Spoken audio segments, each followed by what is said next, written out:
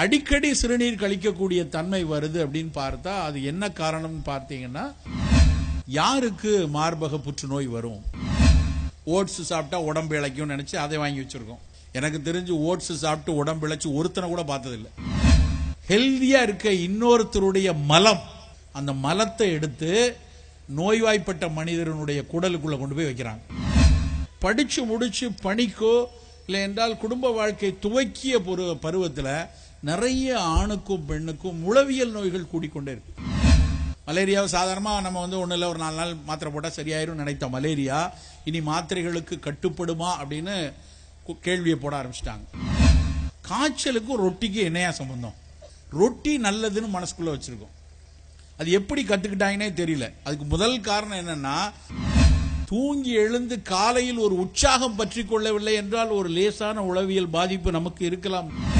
உங்க வீட்டில் யாராவது சுகர் பேஷண்ட் இருக்காங்க, குண்டா இருக்காங்க, இல்லைன்னா வேற நோய் வரக்கூடாதுன்னு நினைச்சீங்கன்னா சோறு எடுக்கிறதுக்கு ஸ்பூன் போட்டுருங்க. அதிகரித்து கொண்டே இருக்கிற சர்க்கரை, பெருகி கொண்டே இருக்கக்கூடிய புற்றுநோய், இளம் வயதில் வரக்கூடிய மாரடைப்பு மரணங்கள், உளவியல் நோய்கள் கூடுறது, இது எல்லாத்துக்கும் காமனாலிட்டியா சில விஷயங்கள் இருக்கு.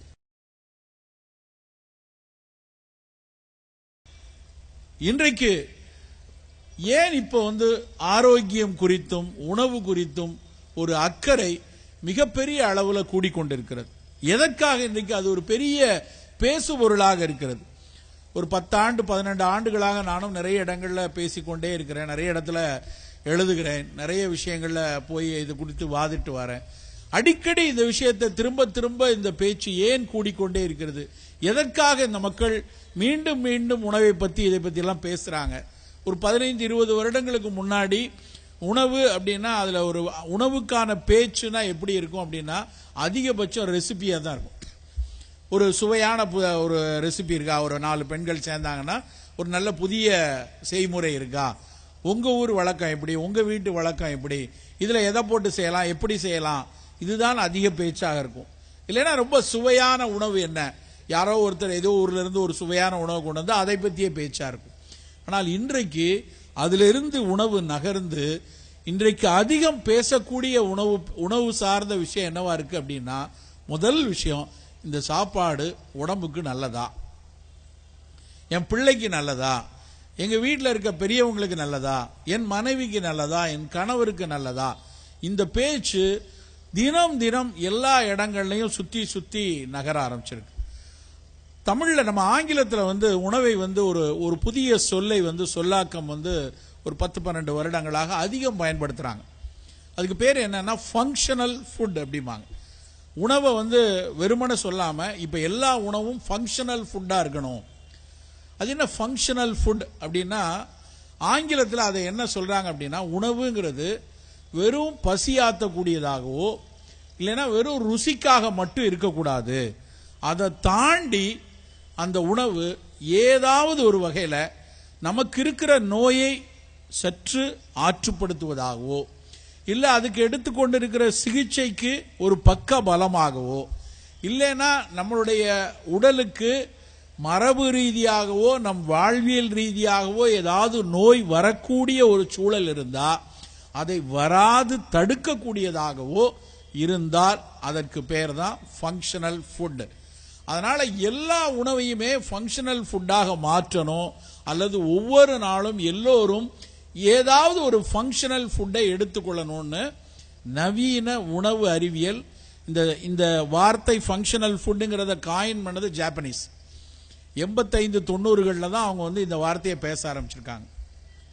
ஆனா என்ன ஒரு முக்கியமான விஷயம்னா, நம்முடைய அத்தனை மரபு உணவுகளும் எல்லா உணவுகளுமே இயல்பிலேயே ஃபங்க்ஷனல் ஃபுட் அப்படிங்கிறது தான் அதுல இருக்கக்கூடிய ரொம்ப ரொம்ப முக்கியமான விஷயம்.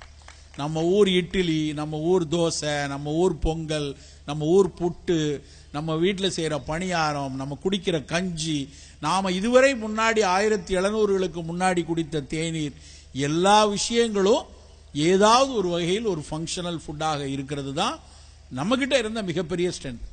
மற்ற நாடுகள்ல எல்லாம் இல்லாத, சீனத்திலும் இந்தியாவிலும் மட்டும்தான் இப்படியான உணவின் மீதான ஒரு வடிவமைப்பு, உணவை கட்டமைத்தது. ஒரு வேளை உணவையும் அது ஏதாவது ஒரு வகையில் உடலுக்கு நலம் பயக்க வேண்டும் என்று நினைத்து நினைத்து கட்டமைத்த ஒரே சமூகம் நம்முடைய தமிழ் சமூகமும் இந்திய சமூகம் மட்டும்தான்.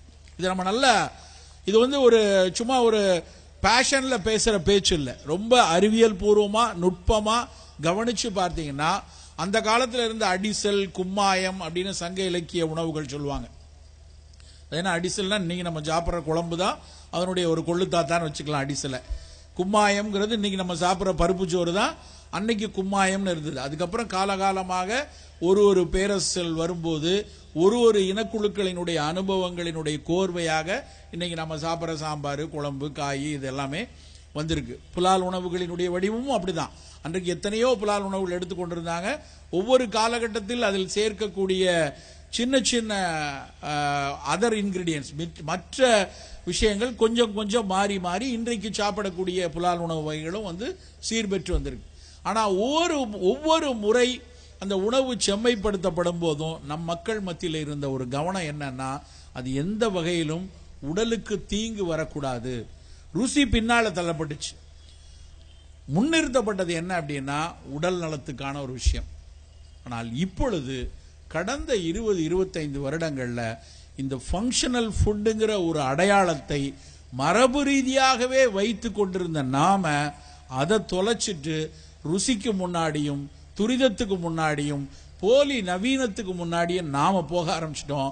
இந்த நேரத்தில் அவன் ஃபங்க்ஷனல் ஃபுட்னு ஒரு ஃபார்முலாவை போட்டு இப்படித்தான் உணவு இருக்க வேண்டும் என்று பேச ஆரம்பிச்சிருக்காங்க. இன்றைக்கு பெரிய அளவுல நோய் கூட்டங்கள் எங்கே கூடிக்கொண்டிருக்கிறதுன்னு பார்த்தோம்னா, மிக அதிகமா கூடிட்டு இருக்கிறதுங்கிறது நான் கம்யூனிகபிள் டிசீசஸ்ன்னு சொல்லக்கூடிய தொற்றாத வாழ்வியல் நோய்கள் தான் இன்னைக்கு துரத்திக்கிட்டே இருக்கு. இங்க இருக்கிற ஒரு 300-400 பேர் இருக்கோம்னா இங்க இருக்கிற மக்கள்ல உறுதியா சொல்ல முடியும் 25-30% பேர் கண்டிப்பாக இந்த நான் கம்யூனிகபிள் டிசீஸ்ல ஏதாவது ஒண்ணுக்குள்ள இருப்பாங்க. சக்கரை வியாதி, இரத்த கொதிப்பு, மாரடைப்பு, நாள்பட்ட நுரையீரல் நோய்கள், உளவியல் நோய்கள், புற்றுநோய் கூட்டங்கள், இது எல்லாத்தையும் தான் நான் கம்யூனிகபிள் டிசீசஸ்னு சொல்றான். கண்டிப்பா இங்க இருக்க கூட்டத்தில் நமக்கோ இல்ல நம் குடும்பத்தில் இருக்க யாரோ ஒருத்தருக்கு 25-30% பேர் இந்த நோய் இருக்கும். முன்னாடி அந்த மாதிரி இல்லை. இந்த நோயெல்லாம் புதுசும் கிடையாது. ஒரு சங்க இலக்கிய காலங்கள்லையும் சரி, சித்த மருத்துவம் எழுதப்பட்ட காலங்கள்லையும் சரி, தொகுக்கப்பட்ட காலங்கள்லையும் சரி, அத்தனை நோய்கள் இருக்கத்தான் செஞ்சு. ஆனா அன்றைக்கு இவையெல்லாம் வயோதிக நோய்களா இருந்துச்சு. 70 வயதுல 65 வயதுல முதுமையில தான் சக்கரை நோயோ ரத்த கொதிப்பு புற்றுநோய்கள்லாம் வந்துச்சு. அப்படித்தான் எவிடன்சஸ் இருந்தது. ஆனா இன்னைக்கு என்ன பிரச்சனை அப்படின்னா 25-45 வயதுக்குள்ள இந்த நோய் கூட்டங்கள் எல்லாம் கதவை தட்ட ஆரம்பிச்சிச்சு.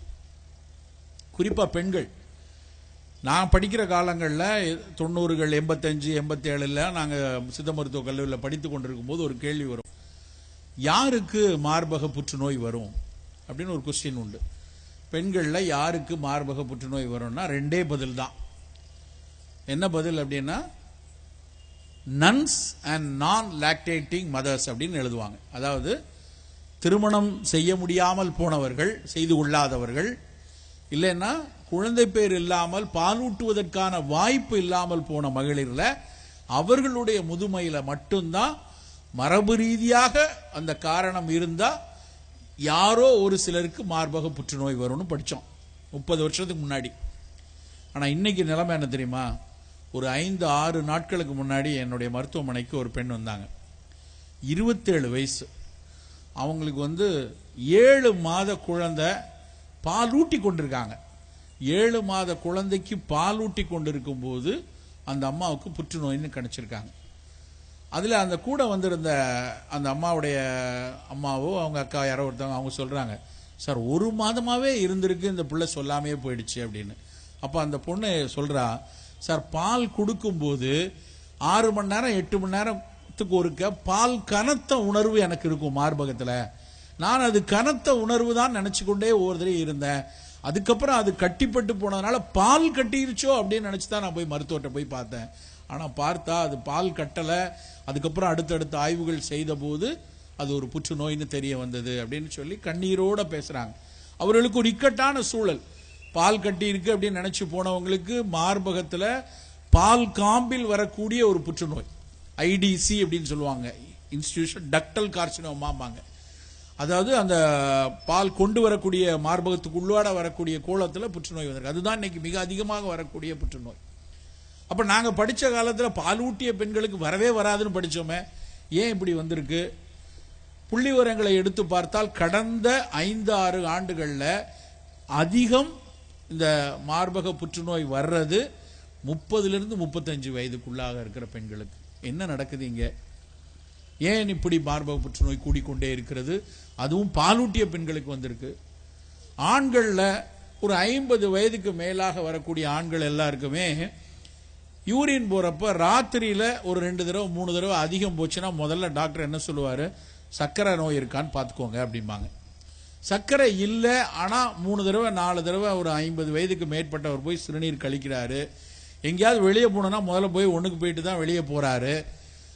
அடிக்கடி சிறுநீர் கழிக்கக்கூடிய தன்மை வருது அப்படின்னு பார்த்தா அது என்ன காரணம்னு பார்த்தீங்கன்னா, ஆண்களுக்கு மட்டும் பிரத்யோகமா இருக்கக்கூடிய சிறுநீர் பைக்கு கீழே இருக்கிற புரோஸ்டேட் அப்படிங்கிற ஒரு கிளாண்டினுடைய ஒரு வீக்கம் வரும். அது பெருசா பயப்பட வேண்டியதில்லை. அது ஒரு பினைன் புரோஸ்டேட் ஹைப்பர்ட்ரோஃபி தான் ரொம்ப காமனா சொல்லுவாங்க. அந்த புரோஸ்டேட் கிளாண்டுங்கிறது உடலுறவின் போது விந்தை பீச்சி அடிப்பதற்காக இயங்கக்கூடிய கிளாண்டு. அந்த கிளாண்டுல பெரும்பாலும் இந்தியர்களுக்கு புற்றுநோய் வர்றதில்லை அப்படின்னு நாங்க படிச்சோம். எப்போ 85-90களில் அதெல்லாம் யூரோப்பியன்ஸுக்கு தான் நிறைய வருது, நம்ம ஊர்ல அது பினைன் அப்படின்னு. சமீப காலமாக பார்த்தா இந்திய ஆண்களுக்கு அதிகமாக இந்த புரோஸ்டேட் ஹைப்பர்ட்ரோஃபி புற்றுநோயாக வந்து கொண்டிருக்கிறது. 60 வயசு 70 வயசுல கண்டிப்பா போய் PSA டெஸ்ட் பண்ணி பாருங்க, அது கூடுதான் பாருங்கன்னு மருத்துவர்கள் வலியுறுத்த சொல்ல ஆரம்பிச்சிட்டாங்க. இந்த புற்றுநோய்கள் இந்த அளவுக்கு கூடிக்கொண்டே இருக்கு. புதுசா நிறைய இன்றைக்கு இன்னொரு பல நேரங்களில் நோயாளிகளை நிறைய பேர் பார்க்க முன்பெல்லாம் கணிப்பதில் பல ஆர்வம் இருக்கும். பல மருத்துவர்கள்ட்ட போய் இந்த மாதிரி டிசீஸ் இப்படி இருக்கு, இந்த மாதிரி டிசீஸ் அப்படின்னு நாங்க பேசுவோம். இப்பெல்லாம் மாலையில வேதனை தான் மிஞ்சுகிறது. ஒரு பொண்ணு இந்த திருச்சி பக்கத்துல இருந்து வந்த பொண்ணு தான், மிகச்சிறப்பாக படித்து +2ல அவ்வளவு நல்லா படிச்சு நேரடியா நேஷனல் இன்ஸ்டிடியூட் ஆஃப் சிங்கப்பூர் இருக்கு, நேஷனல் யூனிவர்சிட்டி ஆஃப் சிங்கப்பூர்னு, சிங்கப்பூர்ல அதுல இடம் கிடைக்கிறதே ரொம்ப கஷ்டம். சங்கநான் சாருக்கெல்லாம் தெரியும் எவ்வளவு கடினம்னு. அங்க போய் படிச்சு, அங்க பிடெக் படிச்சு, அதுக்கப்புறம் MS பண்ணிட்டு வெளிநாட்டில் படிச்சு திருமணம் முடிச்சு குழந்தைக்கு பார்த்தா ஒரு ஆட்டிச குழந்தை. ஆட்டிச குழந்தைன்னா தெரியும் உங்களுக்கு. குழந்தைக்கு 1.25 வயது வரைக்கும் மிகச்சிறப்பா நல்லா வளர்ந்துட்டு வர குழந்தை திடீர்னு பேசமா இருக்குது. 1.5 வயதுல அது குறைந்தபட்சம் 100 சொற்களை சொல்ல வேண்டும் என எதிர்பார்க்கிறோம். 9 மாதத்திலிருந்து 1 வயது ஆகும்போது இரட்டை சொல்கள் 50 சொல்லும். மாமா, தாத்தா, வா வா, போ போ அப்படின்னு சொல்லிட்டு இருக்க குழந்தை அடுத்து 1 வயசுல இருந்து 1.25 வயசுல வார்த்தைகளை கோர்க்கணும். அம்மா அதை எடுத்துத்தா, அப்பா அதை கொடு, வா இங்கே போ அப்படின்னு வார்த்தை 1.25 வயசு 2 வயசுல சென்டென்ஸ் ஆகணும். ஆனா ஆகல. 1 வயசு வரைக்கும் அப்படி வந்த குழந்தை நல்லா 3 மாசத்துல குப்புறவுழுது, பேச, நடக்குது, சிரிக்குது, அம்மா பாக்குது, கை தூக்குது, குப்புறவுழு எல்லாம் டக்குன்னு 1 வயசுல ஸ்டக் ஆகுது. பேச மாட்டேங்குது, கண் நிலை நிறுத்தி பார்க்க மாட்டேங்குது, கேட்கிற கேள்விக்கு நேரடியா கண் பார்த்து பதில் சொல்ல முடியல. அதை எடுக்குது, இதை எடுக்குது, விளையாடுது, ஆடி பாடுது. முதலில் வீட்டில் இருக்கவங்களாம் சின்ன பிள்ளைன்னா அப்படிதான் இருக்கும், சேட்டை பொண்ணு என்ன பண்ணுது அப்படின்னு சொல்லி கொஞ்சம் ஒண்ணு இல்லைன்னு சொல்றாங்க. ஆனால் சற்று ஓரிரு மாதங்கள் கழிச்சு தெரிய வருது அந்த குழந்தைக்கு ஒரு கவனச்சிதறல் இருக்கு, அட்டென்ஷன் டெஃபிஷியன்சிம்பாங்க, ஆட்டிசம்பாங்க, எல்லாமே ஒரு ஸ்பெக்ட்ரம் தான் அதுக்குள்ள வந்திருக்கு. கதறி அழுறாங்க தாயும் தந்தையும். என்ன ஆச்சு, என்ன தப்பு பண்ண, நான் ஒழுங்கா தான் டெலிவரி, 39 வாரம் சரியான நார்மல் டெலிவரி, பிறந்ததிலிருந்து கரெக்டா தாய்ப்பால் கொடுத்து கொண்டிருக்கிறேன், சரியான உணவு கட்டு எல்லாம் இருக்கு, ஆனா என்ன நடக்குது தெரியல. மொத்த குடும்பமே அப்படியே பதறி போய் இருக்கிறாள். எப்படி நான் அந்த குழந்தையை வளர்க்க போறேன்? நிறைய ட்ரைனிங் இருக்கு, நிறைய பண்ண, என்ன இருந்தாலும் அந்த தாய்க்கு எவ்வளவு வேதனை இருக்குன்னு பாருங்க. இப்படியான இது எல்லா இடத்துலயும் அங்கங்க நோய் இருக்குதானே செய்யுதுன்னு நினைக்கலாம். ஆனால் இவையெல்லாம் அதிகரிக்கிறது நண்பர்களே. இவையெல்லாம் முன்னாடி எங்கேயோன்னு கேள்விப்பட்ட விஷயங்கள் இன்றைக்கு பக்கத்துல வீட்டுக்கு வீடு வர ஆரம்பிச்சிருக்கு. எல்லாத்த விட மிகப்பெரிய அளவில் கூடிக்கொண்டிருக்கிற இன்னொரு நோய் உளவியல் நோய். நிறைய இளைஞர்கள்ட்ட பார்க்கிறோம். ரொம்ப, அதாவது ஒரு உளவியல் நோய் அப்படிங்கிறது அதுவும் ஒரு 25-30 வருடத்துக்கு முந்தைய நிலையையும் இன்றைக்கு இருக்கிற நிலைமையும் ஒப்பிட்டு பார்த்தோம்னா, ஒரு மிகப்பெரிய மன அழுத்தத்தில் இருக்கக்கூடிய சிலருக்கு, இல்லை என்றால் குடும்ப ரீதியாக பலருக்கும் அந்த மரபணு இருந்து வரக்கூடிய ஒரு சூழல்ல அப்படித்தான் மனச்சிதைவு நோய்கள் அன்றைக்கு இருந்துச்சு. இன்னைக்கு கல்லூரி காலத்தில் படித்துக் கொண்டிருக்கிற மாணவர்கள் படிச்சு முடிச்சு பணிக்கோ இல்லை என்றால் குடும்ப வாழ்க்கை துவக்கிய பருவத்தில் நிறைய ஆணுக்கும் பெண்ணுக்கும் உளவியல் நோய்கள் கூடிக்கொண்டே இருக்கு. உளவியல் நோய்கள்லாம் நம்ம சட்டையை கையை கிழிச்சு போட்டுட்டு நிலைமை தெரியாமல் அலைந்து கொண்டிருப்பவர்களை மட்டும் உளவியல் நோயாளி நம்ம பார்க்கக்கூடாது. தூங்கி எழுந்து காலையில் ஒரு உற்சாகம் பற்றி கொள்ளவில்லை என்றால் ஒரு லேசான உளவியல் பாதிப்பு நமக்கு இருக்கலாம் நண்பர்களே. அதுதான் ரொம்ப முக்கியமா புரிந்து கொள்ள வேண்டிய விஷயம். தூங்கி எழுந்து நமக்கு ஒரு உற்சாகம் அப்படின்னா அவ்வளவு பேருமே அப்படித்தான் இருக்கும் அப்படின்னு எல்லாரும் ஒருத்தர் பார்க்குற மாதிரி தெரியுது. உண்மை அதுதான், உண்மை நிலைமை அப்படிதான். ஏன்னா ஒரு ஏர்லி டிப்ரெஷனை நம்மளால கண்டுபிடிக்கவே முடியல. நம்ம நாட்டில் நிறைய அதை அதெல்லாம் அப்படித்தான் இருக்கும் அப்படின்னு சொல்லி விட்டுட்டு போயிடுவாங்க. ஆனால் அந்த சின்ன மன அழுத்தம் சூழலை பொறுத்து, பனிச்சூழலை பொறுத்து, குடும்ப சூழலை பொறுத்து, அவர்களுக்கு இருக்கக்கூடிய கணவன் மனைவிக்கு இருக்கக்கூடிய ஒரு அன்பு பரிசம் தாங்கல் இவற்றை பொறுத்து சில நேரங்களில் நோயாக மாறிடும். அது ஏர்லி டிப்ரெஷன் விஷயம் திடீர்னு பைபோலராகவோ திடீர்னு ஒரு சைக்கோசிஸ் ஆகவோ மாறக்கூடிய தன்மைகள் மிகப்பெரிய அளவில் கூடிக்கொண்டிருக்கு. இந்த எண்ணிக்கை கூடுவதும் முன்னாடி இருந்த பெர்சன்டேஜை விட அளவு கூடுறதும் பாதிப்புகள் இளம் வயதிலேயே வருவதும் முன்பு புத்தகத்தில் பார்த்த வல்னரபிள் குரூப் அப்படின்னு சொல்லுவாங்க, இவங்களுக்கு தான் வரும், இந்த பீப்புளுக்கு தான் வரும்னு இருக்கிற கூட்டத்தை தாண்டி பலருக்கும் வருவதை பார்க்கும்போது பிழை வேறு எங்கோ இருக்கிறது. இந்த தவறுகள் நம் கண் முன்னாடி வேறு சில விஷயங்கள் நடந்து கொண்டே இருக்கிறதுங்கிறத உற்று பார்க்க வேண்டியிருக்கு. நம்ம எல்லாரும் படித்து கொண்டிருக்கிற கொஞ்சம் அச்சத்தோடு இருக்கிற ஒரு விஷயம் கொரோனா. எல்லார் மனசுக்குள்ளேயும் ஒரு அந்த சொல்லே லேசா அச்சம் இருக்கு. ஆனா சில பேர் அதுலயும் அதையும் வாட்ஸ்அப்ல நகைச்சுவையா எழுதி ஒருத்தருக்கு ஒருத்தர் ஒரு எள்ளலோடு பகிரக்கூடியதெல்லாம் பார்க்கும்போது வேதனையா இருக்கு. இன்னைக்கு நான் காலையில கூட எங்கள் குடும்பத்தில் ஒரு நண்பர் ஒரு ஜோக்கு மாதிரி அவரை எழுதியிருந்தார். கரோனாவை வேலண்டைன் டேக்கு ஒரு பொண்ணு முகத்திரையோட வரதை பார்த்து டப்புன்னு அடிச்சு தூக்கி தள்ளி விடுற மாதிரி ஒரு குறுஞ்செய்தியான வேதனையா இருந்துச்சு. என்ன மனிதர்கள் இவங்க, எவ்வளவு ஒரு வேதனையில் அந்த தேசம் இருக்கு. நினைத்து பார்க்க முடியுமா? அந்த நாட்டில் அந்த ஊர்ல அந்த வியாதியை பற்றி தினம் தினம் நான் பார்த்து கொண்டிருக்கேன். ஒவ்வொரு நாளும் ராத்திரி WHO என்ன போட்டிருக்காங்க, என்ன நடக்குது அப்படி என்று படித்து கொண்டே இருக்கேன். இன்றைக்கு மாலை இங்கிருந்து வரும்போது ஒரு செய்தி வந்துச்சு. நம்ம இந்திய மருத்துவர் ஒருத்தருடைய உறவினர் ஒருத்தர் அங்க ஒரு அந்த ஆராய்ச்சியில அந்த உஹான் பகுதியிலே இருக்கக்கூடிய ஒருத்தர் ஒரு செய்தி அனுப்புறார். ஒரு நல்ல தரமான ஒரு செய்தி அனுப்பியிருக்கார். என்னென்ன பிரச்சனை இருக்கு, எப்படி அதை கையாளணுங்கிற சில குறிப்புகளோடு சில உண்மைத்தன்மையோடு வருது. அதுக்காக தேடிக்கொண்டே இருக்கும். ஆனா அந்த நேரத்தில் அவன் பாம்பு தின்னான்ல, பாம்பால தான் சாவு, இப்படிலாம் ஒரு பைத்தியக்காரத்தனமான ஒரு பகிர்தலை நம்ம நிறைய பேர் எழுதி கொண்டு இருக்கிறோம். ஆனா உண்மையில இன்னொரு பக்கம் யோசிச்சு பார்த்தா ஏன் இப்படியான புதிய வைரஸ் வருது? போன வருஷத்துல 2019 உலக சுகாதார நிறுவனம் ஒரு சில எச்சரிப்பை கொடுத்துச்சு. குளோபல் ஹெல்த் சேலஞ்சஸ், உலகை அச்சுறுத்தக்கூடிய நலச்சவால்கள் என்னென்ன அப்படின்னு பட்டியலிட்டது. முதல் சவால் என்ன போட்டிருந்தா தெரியுமா? எதிர்பாராத நுண்ணுயிரிகளினுடைய தாக்கம். அதுதான் முதல் சவால். ஃபர்ஸ்ட் அவங்க யோசிச்ச விஷயம் அதுதான், எதிர்பாராத நுண்ணுயிரிகளுடைய தாக்கம். ரெண்டாவது என்ன போட்டிருந்தாங்க தெரியுமா? நாம் சாதாரணம் என்று நினைத்து எளிதில் கையாண்டு விடலாம் என நினைத்த நுண்ணுயிரிகள் பேராபத்தை கொடுக்கும். உதாரணமாக மலேரியா, டெங்கி. மலேரியாவை சாதாரணமாக நம்ம ஒன்றும் இல்லை, ஒரு 4 நாள் மாத்திரை போட்டால் சரியாயிரும் நினைத்த மலேரியா இனி மாத்திரைகளுக்கு கட்டுப்படுமா அப்படின்னு கேள்வியை போட ஆரம்பிச்சிட்டாங்க. டெங்கி நமக்கே தெரியும், 4 வருஷத்துக்கு முன்னாடி யாருக்கும் அந்த வார்த்தையே பரிச்சயம் இருந்திருக்காது. ஆனால் கடந்த 4-5 ஆண்டுகளாக நாம் பேசிக்கொண்டே இருக்கோம். ஒவ்வொரு முறை குளிர்காலம் வரும்போது, மழைக்காலம் வரும்போது பேச ஆரம்பிச்சிருவோம். அங்கே இறந்து போயிட்டாங்க, அங்கே எவ்வளோ கூட்டம் வருதுன்னு. மழைக்காலம் முடிஞ்சோடனே அதை பற்றி எல்லாரும் மறந்து போயிடுவோம். ஆனால் வருடா வருடம் அதனுடைய வடிவம் மாறிக்கொண்டே இருக்கு. 2018 டெங்கி கொடுத்த நோயினுடைய தன்மை வேற, 2019 கொடுத்த தன்மை வேற. அது தன்னை மாற்றி கொடுச்சு. எந்திரன் மட்டும் 2.0 படம் எடுக்காது, டெங்கி 2.0 வரும். அது தன்னைத்தானே மாற்றிக்கொண்டே தான் வரும். நமக்கு நான் அடிக்கடி சொல்றது ஒண்ணுதான், நமக்கெல்லாம் இந்த உலகில் மற்ற எல்லா சவால்களையும் மீறி வாழக்கூடிய உரிமை எவ்வளவு இருக்கோ அதே உரிமை தான் அந்த பாக்டீரியாவுக்கும் இருக்கு, அந்த வைரஸ்க்கும் இருக்கு. அது தன்னைத்தானே மீறி எப்படியாவது அதற்கு சவாலாக இருக்கக்கூடிய மனிதர்களை, மருந்துகளை எதிர்த்து தான் வளர்வதற்கான அத்தனை விஷயத்தையும் அது மாற்றிக்கொண்டே தான் வரும். இப்படி எங்க பார்த்தாலும் இந்த மாதிரி அச்சுறுத்தல் இருக்கிற ஒரு சூழல்ல நாம் எப்படி இவற்றை எல்லாம் எதிர்கொள்வது? இதெல்லாம் தெரியும் சார், என்ன செய்யலாம்? அதை பற்றி தான் அடுத்த சில நிமிடங்கள் பேசிவிட்டு அமரலாம் என்று நினைக்கிறேன். இந்த அத்தனை பிரச்சனைகளுக்கும் அதிகரித்துக் கொண்டே இருக்கிற சர்க்கரை, பெருகிக் கொண்டே இருக்கக்கூடிய புற்றுநோய், இளம் வயதில் வரக்கூடிய மாரடைப்பு மரணங்கள், உளவியல் நோய்கள் கூடுறது, இது எல்லாத்துக்கும் காமனாலிட்டியா சில விஷயங்கள் இருக்கு. முதல் விஷயம் என்ன அப்படின்னா, நாம் உணவில் அக்கறை இல்லாமல் இருக்கிறதா.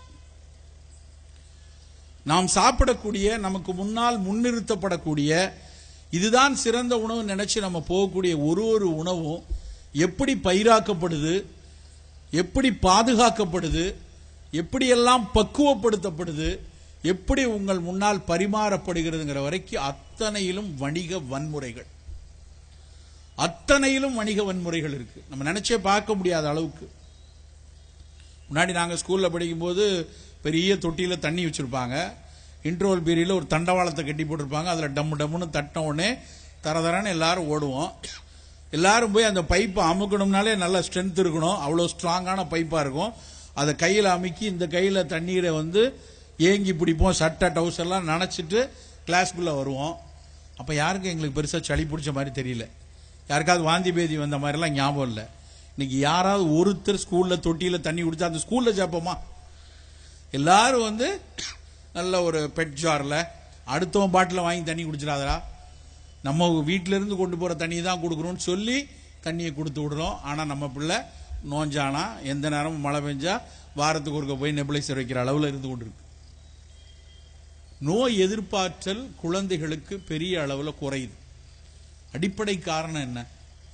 குழந்தைகள் சாப்பிடக்கூடிய உணவை முதல்ல இருந்து எடுத்து பார்ப்போம். காலையில நம்ம குழந்தைக்கு பல குழந்தைகள் காலை சாப்பாடு சாப்பிட்றது இல்லை. ஏன்னா ஸ்கூலுக்கு போற அவசரம், ஒரு 7:30 மணி 7:45 கிளம்பி ஓட வேண்டிய ஒரு அவசரத்தில் இருக்கும்போது அந்த குழந்தைக்கு அந்த என்ன கையில கிடைக்குதோ அந்த நேரத்தில் ஒரு பாலில் கரைச்சி கையில கொடுத்து விடுறோம். இல்லைன்னா வீட்டில் வாங்கி வச்சிருக்கோம் ஃபிளேக்ஸ், அந்த ஃபிளேக்ஸை தூக்கி போட்டு பாலை ஊற்றி போட்டு கையில் கொடுத்துறது. கேட்டால் ஃபிளேக்ஸ் வெளிநாட்டு கம்பெனி, மிகச்சிறப்பாக இருக்குது, அதில் விட்டமின் இருக்கு, ஃபைபர் இருக்கு, அது இருக்குன்னு அட்டைப்பெட்டியில் இருக்குன்னு எடுத்து போடுறோம். மக்காச்சோளத்தில் செய்த ஃபிளேக்ஸ், பெரிய இதிலே வயசானவங்க இருந்தால் ஓட்ஸ் ஃபிளேக்ஸ், ஓட்ஸ் சாப்பிட்டா உடம்பு இழைக்கும்னு நினைச்சு அதை வாங்கி வச்சிருக்கோம். எனக்கு தெரிஞ்சு ஓட்ஸ் சாப்பிட்டு உடம்பு இழைச்சு ஒருத்தனை கூட பார்த்ததில்லை. ஆனால் அவ்வளோ பேரும் ஓட்ஸ்னு ஓட்ஸ் வாங்கி வச்சிருக்காங்க. சரி, அந்த சோளம் ஓட்ஸ் எல்லாம் தானியமா, அவையெல்லாம் நல்ல விஷயம்தான். ஆனால் என்ன தானியமாக நம்ம வாங்குறோம்? அத்தனையும் ஃபிளேக்ஸ். அந்த ஃபிளேக்ஸ் அவல்ங்கிறது எப்படி தயார் பண்ணுறான்? அதை 100 டிகிரியில் வேக வச்சு நல்லா அந்த வெந்ததுக்கு அப்புறம் எடுத்து அதனுடைய நீர்த்துவத்தை பூரா உறிஞ்சு, அதுக்கு ஒரு 80 டிகிரியில் அந்த நீர்த்துவத்தை உறிஞ்சு, அதுக்கப்புறம் அடிச்சு தட்டையாக்கி ஒரு நல்ல 10 டன் 20 டன் இயந்திரத்தை வச்சு அடிச்சு தட்டையாக்கி கடைசியா அது பேக்கெட் பண்ணி வருது. உடனே அப்படியே தட்டையாக்கி பேக்கெட் பண்ணிடுறது இல்லை. அது கெட்டு போகாமல் இருப்பதற்காக அதுக்கு ஒரு பாதுகாப்பி, ஒரு சோடியம் பென்சோவேட்டு, அப்புறம் வெளியில இருக்கக்கூடிய காற்றை உறிந்து விடக்கூடாதுங்கிறதுக்காக நான் ஹைட்ரோஸ்கோபிக்கா இருக்கணும்னு நைட்ரஜன் பிளஸ் பேக்கிங்கு, அதுக்கப்புறம் சுவையை கூட்டணுங்கிறதுக்காக ஒரு பொட்டாசியம் நைட்ரேட்டு, இல்லைன்னா மோனோசோடியம் குளூட்டமேட்டு, இவ்வளவு கெமிக்கலையும் போட்டு தான் அந்த பாக்கெட்ல அந்த ஃபிளேக்ஸ் வருது. உங்க வீட்டில் என்னைக்காவது தோசை ஊற்றும் போது கொஞ்சம் மோனோசோடியம் குளூட்டமேட்டு, இட்லி வைக்கும்போது ஒரு சோடியம் நைட்ரேட்டு, கொஞ்சம் பிப்பட் பியூரட் வச்சுலாம் எதையாவது ஊதி ஊத்துறோமா? ஆனா இந்த மாதிரி குப்பை உணவுகளுக்கு பெரிய ஒரு மேடை, பெரிய ஒரு கொண்டாட்டம். குழந்தைகளினுடைய உடல் நலத்துல ரொம்ப அக்கறையா இருக்கணும். சின்ன வயசுல இருந்தே எப்போவாது கேட்கறானா, என்னைக்காவது வாங்கி கொடுக்குறோமேன்னு சொல்லி இந்த மாதிரி ஒரு குப்பை உணவுகளை கொடுத்து தான் அந்த குழந்தை வளர வளர அவர்களுடைய இயல்பான நோய் எதிர்ப்பாற்றல் குறைந்து கொண்டே வருது. அன்றைக்கு இருந்ததை விட கல்லை தின்றால் கூட செரிக்கக்கூடிய வயதுன்னு இருந்த காலம் போய் இன்னைக்கு அவங்களுடைய எதிர்ப்பாற்றல் மிகப்பெரிய அளவில் செல் மீடியேட்டட் இம்யூனிட்டிங்கிற ஒரு விஷயம் குறைந்து கொண்டே வருவதற்கான அடிப்படை காரணம் இந்த மாதிரி துரித குப்பை உணவு தான். இல்லை சார், நாங்கள் ஃபிளேக்ஸ் அதெல்லாம் கொடுக்கறது இல்லை, நாங்கள் சாண்ட்விச் தான் கொடுக்குறோம். மேலே ரொட்டி, கீழே ரொட்டி, நடுவில் முட்டை, இல்லை நாங்கள் வெஜிடேரியன், நடுவில் வந்து தக்காளி பழம், வெங்காயம், வெள்ளரிக்காய் இதை வச்சு தான் கொடுக்குறோம். சாண்ட்விச் நல்லது தானே சார், பிரெட் நல்லது தானே. நமக்கெல்லாம் ஒரு மாயே இருக்கு, ரொட்டி நல்லதுன்னு மனசுக்குள்ள வச்சிருக்கோம். அது எப்படி கத்துக்கிட்டாங்கன்னே தெரியல. அதுக்கு முதல் காரணம் என்னன்னா, அந்த காலத்தில் காய்ச்சல் வரும்போதெல்லாம் ரொட்டி வாங்கி கொடுத்தாங்க. காய்ச்சலுக்கும் ரொட்டிக்கு என்னையா சம்பந்தம்? ரொட்டி என்ன பாராசிட்டமால்ல செய்யறாங்களா, குரோசின் போட்டு செய்யறாங்களா? அந்த செய்தியை நான் படிச்சோடனே அரண்டு போயிட்டேன். எப்படா இது வந்துச்சு? இந்த காய்ச்சலுக்கும் ரொட்டிக்கும் எப்படி சம்பந்தம் வந்திருக்கும்? எப்படி நம்ம ஆள் பழகினாங்க? நான்லாம் எனக்கு ஞாபகம் இருக்கு, சின்ன பிள்ளைல எனக்கு உடம்பு சரியில்லைன்னா எங்க அம்மா உடனே போய் பேக்கரியில் போய் ஒரு ரொட்டியை வாங்கிட்டு வந்து ஒரு பாலில் முக்கி இல்லை டீயில் முக்கி சாப்பிட சொல்லுவாங்க. இந்த பழக்கம் எப்படி வந்ததுன்னு பார்த்தா சென்னை தான் அதுக்கு காரணம். சென்னையில் இப்போ நீங்கள் பார்த்துருப்பீங்களா, ராஜாஜி மருத்துவமனைன்னு அரசாங்கத்து மருத்துவமனை, பெரிய மருத்துவமனை. அதுதான் அன்னைக்கு ஆங்கிலேயர்கள் இருந்தப்போ ஒரே ஹாஸ்பிட்டல் அதுதான். அந்த ஆஸ்பத்திரிக்கு பேர் GGHன்னு பேர், கவர்மெண்ட் ஜெனரல் ஹாஸ்பிட்டல், தலைமை மருத்துவமனை. அதுக்கு பின்னாடி தான் ஆங்கில துருப்புகள்லாம் இருக்கக்கூடிய எஸ்பிளனேடுங்கிற பகுதி இருந்துச்சு. அங்க ஆங்கிலேயர்களுடைய அத்தனை படைகளும் இருந்துச்சு. ஆங்கிலேய அதிகாரம் எல்லாம் அங்க குவிஞ்சு கிடந்துச்சு. அவர்களுக்கு காய்ச்சல் அடிச்சா போறதுக்கு தான் அந்த ஆஸ்பத்திரி கட்டினாங்க. அங்கதான் அதுக்கப்புறம் தான் அதுக்கு மெடிக்கல் காலேஜ்லாம் வந்துச்சு.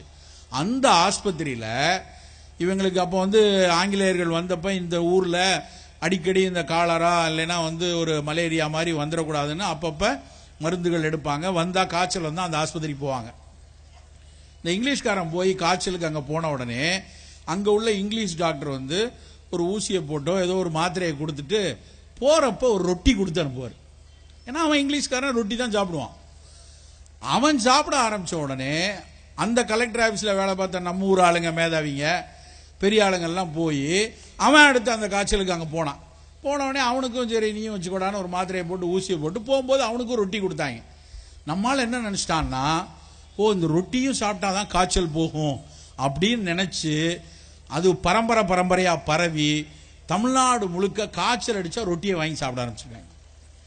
எவ்வளவு முட்டாள்தனமான ஒரு பழக்கத்தை வைத்து. காய்ச்சலுக்கு மிகச்சிறந்தது நம்ம ஊர் கஞ்சியும் இட்லியும் தான், ரொட்டி கிடையாது. மிக எளிதாக ஜீரணிக்கக்கூடிய, இயல்பிலேயே ப்ரோபயாட்டிக்னு சொல்லக்கூடிய, குடலுக்கு நல்லது செய்யக்கூடிய நுண்ணுயிர்களை கொண்டிருக்கிற ஒரு நீராகாரத்தில் மோர் விட்டு எடுக்கிற கஞ்சியோ இல்லை இட்லியோ தான் மிகச்சிறப்பான உணவு. அதை விட்டு ரொட்டியை கொண்டு போய் கொடுக்குறோம். எவ்வளவு தவறான ஒரு பழக்கத்தை வைத்திருக்கோம். நம் குழந்தைகளுக்கு சிறு வயதுல இருந்தே நம்ம ஊர் தானியங்கள்ல செய்த உணவுகளை பழக்குங்க. அதுவும் குறிப்பா இப்ப என்ன சொல்றாங்க அப்படின்னா வந்து வெகு சமீபமா வந்திருக்கிற ஈட் லான்செட் கமிஷன் அப்படின்னு ஒரு அறிக்கை வந்திருக்கு. அதுல என்ன சொல்றாங்கன்னா, அதிகம் 80% உங்களுடைய வீட்டில் உணவு காய்கறிகளோ பழங்களோ தான் இருக்கணும். 20% தான் அரிசியோ சோளமோ கோதுமையோ தானியங்களோ இருக்கணும் இருக்கான்.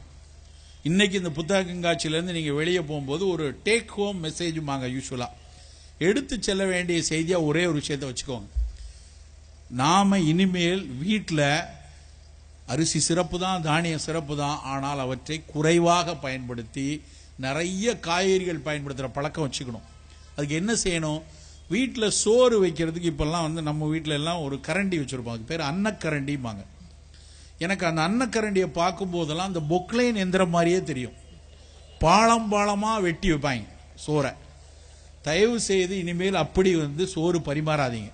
உங்க வீட்டில் யாராவது சுகர் பேஷண்ட் இருக்காங்க, குண்டா இருக்காங்க, இல்லைன்னா வந்து வேற நோய் வரக்கூடாதுன்னு நினைச்சீங்கன்னா சோறு எடுக்கிறதுக்கு ஸ்பூன் போட்டுருங்க. இல்லைன்னா அந்த நெய் கரண்டின்னு ஒன்று இருக்கும் இல்லையா, அதை வச்சுக்கோங்க.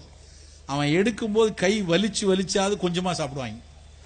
அதனால தயவு செய்து வீட்டுக்கு போய் அன்னக்கரண்டியை தலையை சுத்தி விட்டு எரிஞ்சிருக்க, நமக்கு வேணாம். அது மிக குறைவாகத்தான் சோறை பயன்படுத்த. நல்ல சிகப்பரிசியோ பழுப்பு நிற அரிசியோ கருப்பு நிறத்துல, இந்த ஊர்ல காரைக்குடியில் மிக பிரபலமா இருக்கக்கூடிய கவுனி அரிசி. நான் முதல்ல கவுனி அரிசியை பற்றி படிச்சது வந்து கல்கத்தால இருந்து ஒரு அக்ரிகல்ச்சர் ரிசர்ச் இதுல இருந்து ஒரு அறிக்கை வந்தது.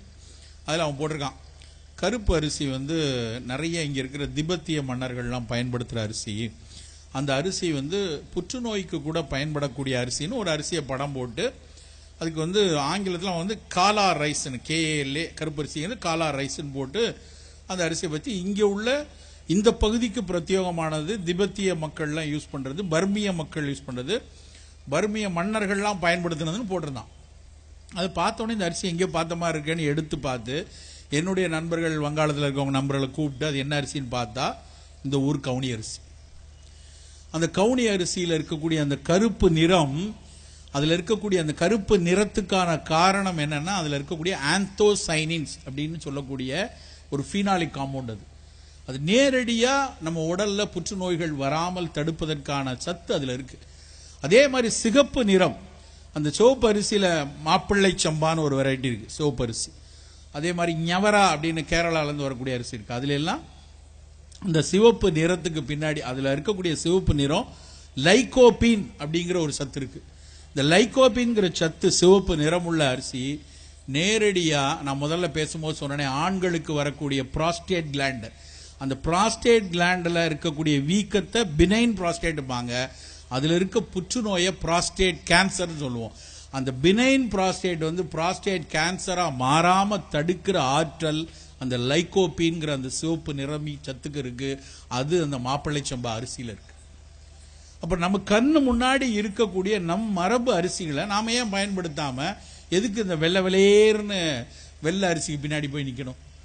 அதை வந்து நல்லா பாலிஷ் போட்டு, சில்கி பாலிஷ் போட்டு, அப்படியே மல்லிகைப்பூ மாதிரி இருக்கணுமா அரிசி. இட்லிலாம் குஷ்பு இட்லிங்கிறான் அவங்க திருச்செங்கோடு பக்கம். ஏன் அது சினிமாவோட விட்டு வைக்க கூடாதா? இந்த குஷ்பு இட்லி என்ன பண்றானுங்கன்னா சோடா உப்பு அள்ளி போட்டு புஷ்ஷுன்னு உப்பு வைக்கிறானுங்க. எவ்வளவு ஒரு, அதாவது உணவை வந்து எந்த அளவுக்கு முட்டாள்தனமாக அதை போய் நாம் இப்படி பண்றோம். நம்முடைய உணவுல பிரதானமாக காய்கறி, கீரை, பழங்கள் இருக்கட்டும், தானியங்கள் குறைவாக இருக்கட்டும், அந்த தானியங்களும் மரபு தானியங்களா இருக்கட்டும். அரிசின்னா 10 கிலோ அரிசியை வாங்கிட்டு போகாதீங்க. 1 கிலோ சிவப்பு அரிசி, 1 கிலோ கவுனி அரிசி, 1 கிலோ பிரவுன் ரைஸ் வீட்டில் ஒரு 5 டப்பால இருக்கட்டும். அதுல இருந்து ஒரு நாளைக்கு சிவப்பு அரிசியில குழம்பு காய், ஒரு நாள் வந்து கருப்பரிசியில, இன்னொரு நாள் வரகரிசியில, இன்னொரு நாள் திணை அரிசியில சாப்பிட்டோம்னா ஓரளவுக்கு நம்ம உடலை பாதுகாக்கலாம். இந்த மாதிரி நோய் கூட்டங்கள் முதல்ல இந்த மாதிரி நிறமுள்ள அரிசிகள் எல்லாம் சர்க்கரை சத்தை வேகமா ரத்தத்துக்குள்ள தள்ளாது. அதாவது சர்க்கரை சத்து வேகமா போடுறத ஹை கிளைசிமிக் ரைஸ் அப்படிம்பாங்க. எந்த பொருள் வேகமா சர்க்கரை சத்தை ரத்தத்துக்குள்ள தள்ளுதோ அது சர்க்கரை நோய்க்கும் நல்லதில்லை, புற்றுநோய்க்கும் நல்லதில்லை.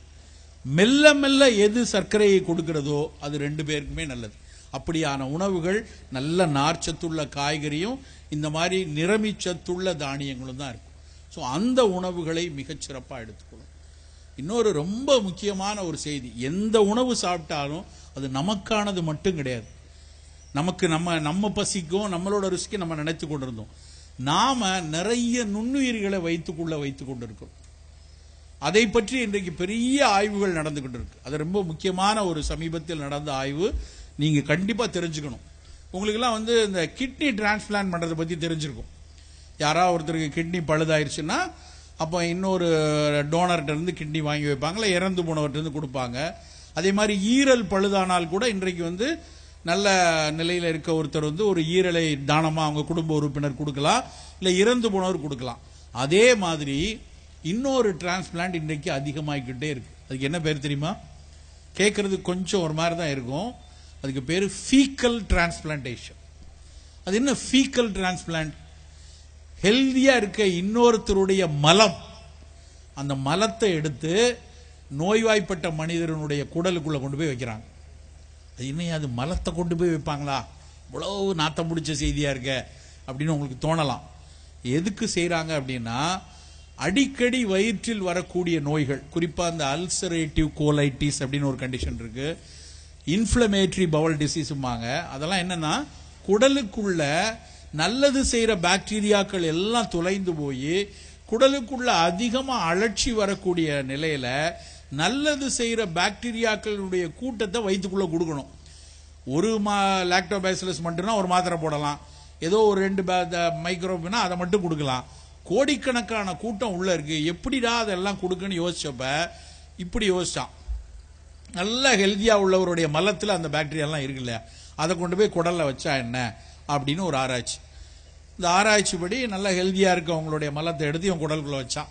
பாக்டீரியா நல்லா வந்துச்சு, இவருடைய வயிற்றுல இருக்க நோய்கள்லாம் போச்சு. ஆனா அதோட ஆராய்ச்சி முடியல. நமக்கான செய்தி அங்கதான் இருக்கு. என்னன்னா, யாருடைய மலத்தை எடுத்து இவனுடைய வயிற்றுல வச்சாங்களோ இவன் வாங்கினவர் மாதிரியே பிஹேவ் பண்ண ஆரம்பிச்சிட்டான். அவருடைய புத்திசாலித்தனம், அவருடைய ஆட்டிடியூட், அவருடைய மைண்டுடைய மேனேஜ்மெண்ட் எல்லாம் இவனுக்கு வர ஆரம்பிச்சு. மிக ஆச்சரியப்பட்டு போனாங்க. என்னடா நம்ம மலத்தை தானே எடுத்து வச்சோம், மூளையவா கட் பண்ணி வச்சோம், ஏன் இப்படி வந்தது அப்படின்னு யோசிச்சு பார்த்தப்பதான் தெரிஞ்சது, குடல்ல இருக்கக்கூடிய அந்த பாக்டீரியாக்கள், வைரஸ்கள், அதுல இருந்து வெளியாகக்கூடிய mRNA சொல்லுவாங்க. அந்த mRNA வெளியே விடக்கூடிய புரதங்கள் இவனுடைய மூளையில இருக்கக்கூடிய புரதங்களோடு பேசுகிறதுங்கிறத கண்டுபிடிச்சிட்டாங்க. அப்ப இது எவ்வளவு முக்கியமான செய்தி அப்படின்னா, உன்னுடைய குடல்ல இருக்கக்கூடிய பாக்டீரியா வைரஸ்லாம் நல்லா இருந்தா தான் உன்னுடைய அறிவாற்றல். முன்னாடி என்ன நினைச்சாங்க, உன் சீரணத்துக்கு மட்டும்தான் அது தேவை நினைச்சாங்க. இன்னைக்கு சீரணம் மட்டும் இல்ல, உன்னுடைய மெட்டபாலிசம், உன்னுடைய இம்யூனிட்டி, உன்னுடைய அதாவது நோய் எதிர்ப்பாற்றல், குறிப்பாக புற்றுநோய்கள் முதலான எதிர்ப்பாற்றல், மூளையினுடைய செயல்திறன் அத்தனைக்கும் உன் குடல்ல இருக்கக்கூடிய நுண்ணுயிரிகள் ரொம்ப ரொம்ப முக்கியமானதுங்கிற முடிவு இன்னைக்கு வந்துருச்சு. இன்றைக்கு நான் முதல்ல பேசும்போது சொன்னேன், ஆட்டிசம்ங்கிற நோய்.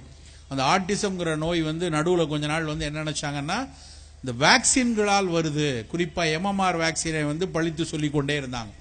இப்ப என்ன கண்டுபிடிச்சிருக்காங்க அப்படின்னா, குடல்ல இருக்கக்கூடிய நல்லது செய்யற பாக்டீரியாவை இம்ப்ரூவ் பண்ணா ஆட்டிச நோயை கட்டுப்படுத்தலாம் என்கிற ஆய்வு முடிவுகள் வெளியாக வர ஆரம்பிச்சிருச்சு. 2-3 ஆண்டுகள்ல மிகச்சிறந்த மருந்துகள் கொண்டு வந்துருவோங்கிற ஒரு நிலைக்கு பல முன்னணி பல்கலைக்கழகங்கள், மெசச்சூசெட்ஸ் யூனிவர்சிட்டியில பெரிய அளவுல இதற்கான ஆய்வுகள் நடந்து கொண்டிருக்கிறது. அப்ப நாம இதுல என்ன செய்தி எடுத்துக்கொள்ளணும்னா, நாம சாப்பிடக்கூடிய உணவு எந்த சூழல்லையும் உள்ள இருக்க பாக்டீரியா வைரஸ பாதிக்க கூடாது. எது அப்படியான உணவுன்னா, இன்றைக்கு இருக்கக்கூடிய இந்த குப்பை உணவுல இருக்கக்கூடிய சோடியம் நைட்ரேட்டோ, மோனோசோடியம் குளூட்டமேட்டோ, பொட்டாசியம் நைட்ரேட்டோ கண்டிப்பா இந்த பாக்டீரியாவை சிதைக்கும். நம்ம ஊர்ல இருந்த மரபு உணவுகளான இட்லியோ, தோசையோ, பொங்கலோ எந்த சூழலையும் நல்ல அந்த பாக்டீரியாவுக்கு இதமாகத்தான் இருக்கும் என்பதை நாம் உணர்ந்து கொள்ளணும். மரபு உணவுகள் நிச்சயமா இதுக்குள்ள சிதைச்சிருக்காது. ஏன்னா சிதைச்சிருந்தா நமக்கு தெரிஞ்சிருக்கும். இன்னைக்கு அப்படியான விஷயங்கள் இல்லை. அதனால நாம முடிந்த வரைக்கும் நம்முடைய அன்றாட உணவுகள்ல இந்த குப்பை உணவுகளின் கூட்டத்துக்குள்ள போய் சிக்கக்கூடாது. இது ரொம்ப ரொம்ப அடிப்படையா நாம் அத்தனை பேரும் தெரிந்து கொள்ள வேண்டிய விஷயம். அடுத்து, கூடிக்கொண்டே இருக்கக்கூடிய புற்றுநோய்களின் கூட்டத்தை குறைக்கணும் அப்படின்னா, நம்முடைய வருங்காலத்தில் நம்முடைய அடுத்த தலைமுறைக்கு அந்த சிக்கல்கள் வரக்கூடாது அப்படின்னு நினைச்சோம்னா, அதிகம் சேர்த்து கொள்ள வேண்டிய விஷயம் மணமூட்டிகள். ஸ்பைசஸ்ன்னு சொல்லக்கூடிய இஞ்சி, சீரகம், பூண்டு, பெருங்காயம், வெந்தயம், கருஞ்சீரகம், மிளகு, லவங்கப்பட்டை, இதெல்லாம் நாம என்னைக்கோ ஒரு நாள், வாரத்துக்கு ஒரு நாள் குருமாவுக்கோ இல்லைன்னா என்னைக்கோ ஒரு நாள் பிரியாணி செய்யும் போது மட்டும் பயன்படுத்திட்டு மீதி நேரம் அதை தூக்கி தூர வச்சிடும். இன்றைக்கு என்ன சொல்றாங்க அப்படின்னா, தினம் தினம் இந்த ஸ்பைசஸ்ல ஏதாவது ஒரு 2-3 ஏதாவது ஒரு வகையில உணவுல சேர்த்துக் கொள்ளுங்க. எப்படி சேர்த்துக்கிறது? தினசரி பருகக்கூடிய தேநீர்ல நம்ம சேர்த்துக் கொள்ளலாம். தேநீர்னா நம்ம என்ன வெறும் தேயிலை போட்டு நம்ம டீ போட்டு மட்டும் குடிக்கணுமா? எப்படி அரிசியில ஒரு சிவப்பரிசி, ஒரு பழுப்பரிசி, ஒரு கருப்பரிசி வைக்கிறோமோ, அதே மாதிரி ஒரு 100 கிராம் ஒரு நெல்லிக்காய் பொடி, 100 கிராம் நெல்லிக்காய் பொடி, 100 கிராம் கரிசலாங்கண்ணி பொடி, 100 கிராம் முசுமுசுக்க பொடி 20 ரூபா இல்ல 30 ரூபாய்க்கு சந்தைகளில் கிடைக்கும். அந்த பொடிகளை கண்ணாடி பாட்டில வச்சுக்கோங்க.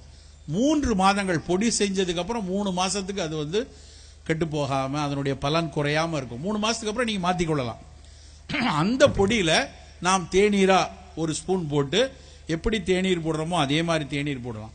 அதுல ஒரு நாள் லவங்கப்பட்டை, ஒரு நாள் சீரகம், ஒரு நாள் 2 துண்டு இஞ்சி, ஒரு நாள் ஏலக்காய், இது மாதிரியான மணமூட்டிகளை சேர்க்க சேர்க்க அவற்றின் அந்த அத்தனை மணமூட்டிகளும் குடல் சார்ந்த புற்றுநோய்களையோ, மார்பக புற்றுநோயையோ, இரைப்பை புற்றுநோயையோ குறைக்குதுன்னு பல ஆய்வுகள் வெளியாயிருக்கு.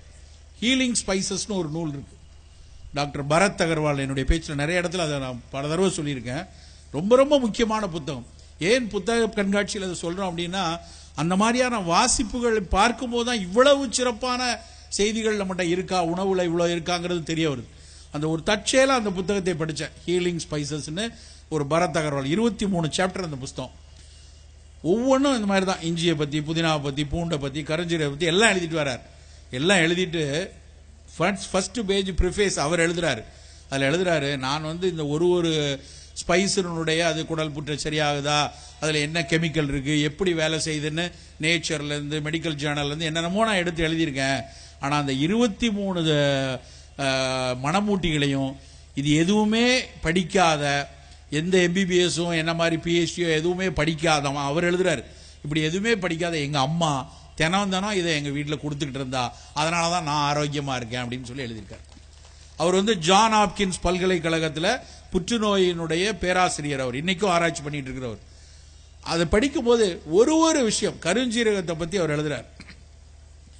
மார்பக புற்றுநோய் யாருக்கு அவங்க குடும்பத்தில் ஒரு வேளை இருந்ததுன்னா வரக்கூடாதுன்னு நினைச்சாலோ, இல்லை யாருக்காவது மார்பக புற்றுநோய்க்காக அறுவை சிகிச்சை செய்கிறாங்க, அதுக்கப்புறம் மற்ற சிகிச்சைகள் செய்கிறாங்க, வேறு உறுப்புகளுக்கு பரவக்கூடாதுன்னா முதல்ல செய்ய வேண்டியது கருஞ்சீரக கஷாயம்.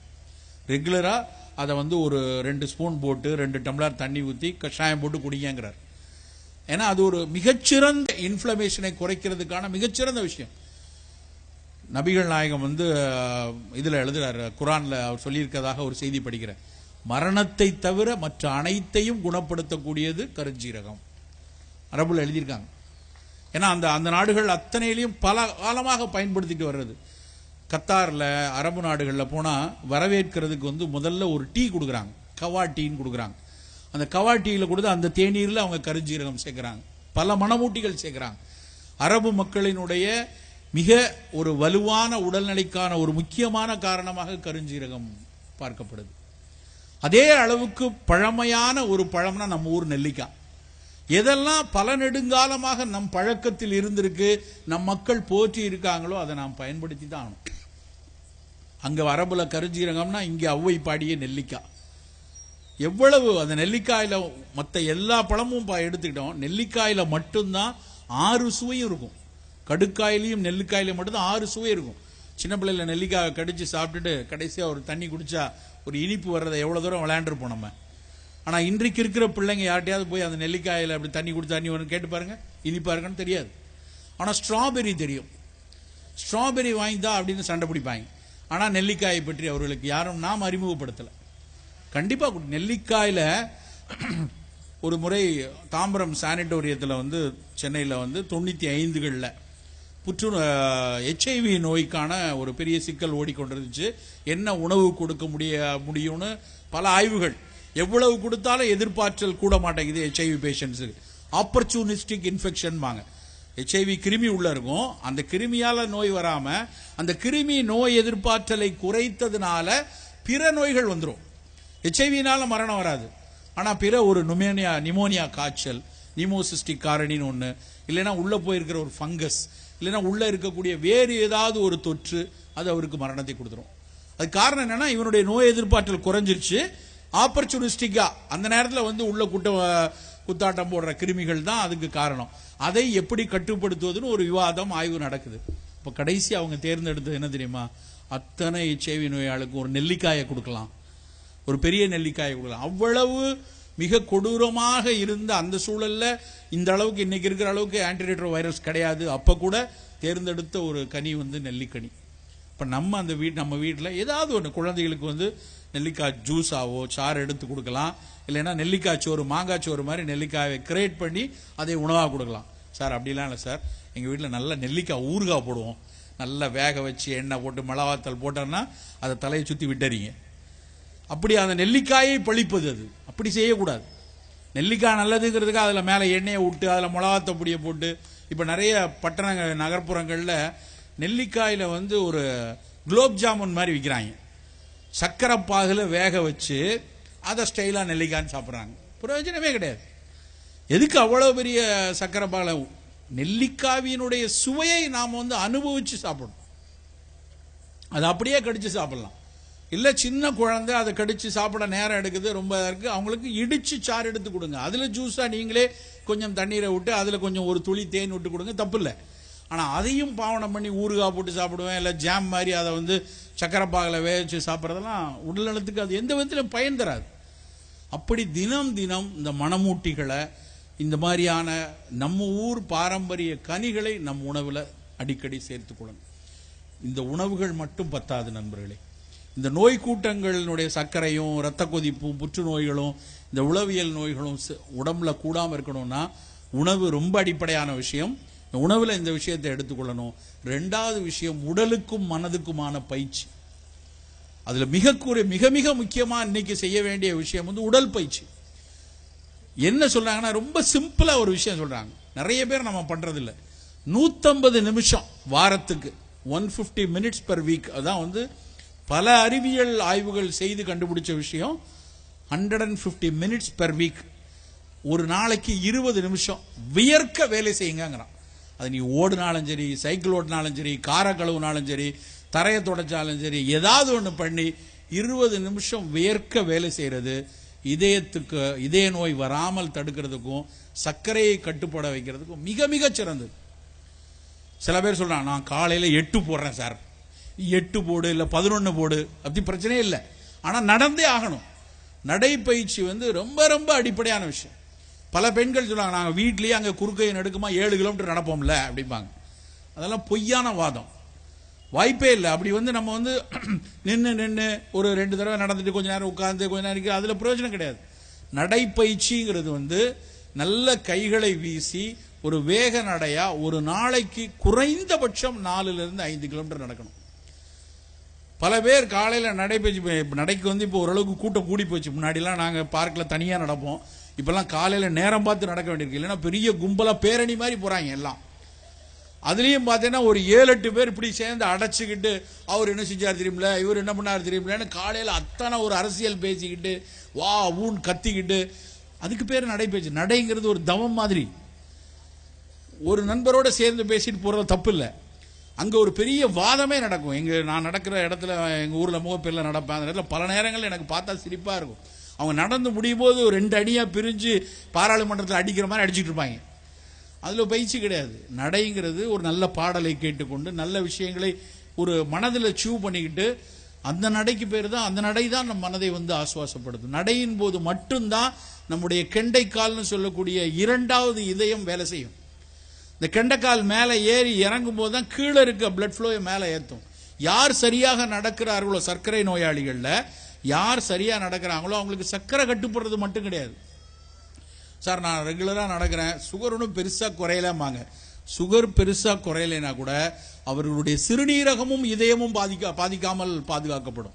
வேற எந்த இடத்துலையும் கொண்டு வர முடியாது. ஏதாவது ஒரு டயபெட்டிக் மாத்திரை மட்டும் போட்டு உங்க கிட்னி பாதிக்காம இருக்கும்னு சொல்ல முடியுமா? 10 வருஷம் 12 வருஷம் டயபெட்டிக் மெடிசன் எடுக்க ஆரம்பிச்சா கண்டிப்பா கொஞ்சம் கொஞ்சமா அந்த EGFRன்னு சொல்லுவாங்க குறைய ஆரம்பிச்சிடும் மெதுவா. 20 வருஷம் 25 வருஷம் என்ன மருத்துவம் எடுத்தாலும் யார் ஒருவர் சரியான உடற்பயிற்சி செய்யறாங்களோ அவங்களுக்கு அந்த சர்க்கரையினுடைய தாக்கம் வராது, இதய நோய் வராது. ஒரு விஷயம் நல்லா தெரிந்து கொள்ளணும், யார் சர்க்கரையை கட்டுப்பாடா வச்சிருக்காங்களோ அவர்களுக்கு புற்றுநோய் வரக்கூடிய வாய்ப்பு கூட கம்மி. ஏன்னா இன்னைக்கு புற்றுநோயில 6ல் ஒருத்தர் வந்து சர்க்கரை நோயாளி. இதய நோயாளிகள்ல 6ல் 3 பேர் இதய நோயாளிகள் ஆறாங்க. அவங்க எல்லாரும் சர்க்கரையை கட்டுப்படுத்தாதனால ஒன்னொன்னா போய் நின்று கொண்டு இருக்கிறது. ஸோ சர்க்கரை கட்டுப்படுத்துவதற்கான மிக முக்கியமான உணவு கட்டுப்பாடும் உடல் பயிற்சி முக்கியம். இறுதியா ரொம்ப முக்கியமான விஷயம், உடல் பயிற்சியை தாண்டி, உணவை தாண்டி, உடல் பயிற்சியை தாண்டி ரொம்ப ரொம்ப முக்கியமான விஷயம் மனதுக்கான பயிற்சி.